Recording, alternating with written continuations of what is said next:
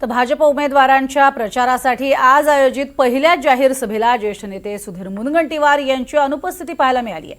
4 जानेवारीला मुख्यमंत्री फडणवीस यांचा रोड शो झाला, त्यावेळेला रथावरती हजर असलेले मुनगंटीवार आज मात्र पहिल्या जाहीर सभेला उपस्थित नव्हते।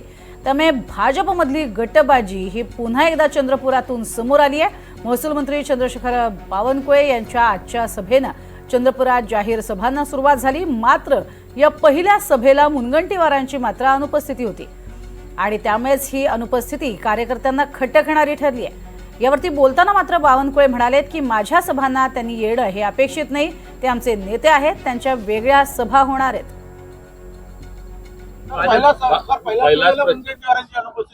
नाही, या ठिकाणी मुनगंटीवार साहेब नव्हते, मी त्या ठिकाणी 4 सभा घेणार आहे। पुढच्या काळात मुनगंटीवार साहेब वेगळ्या सभा घेणार आहे। माझ्या सभेला त्यांनी यावं असं कसं अपेक्षित आहे? मुनगंटीवारचे आमचे नेते आहेत, ते वेगळ्या सभा घेणार आहे।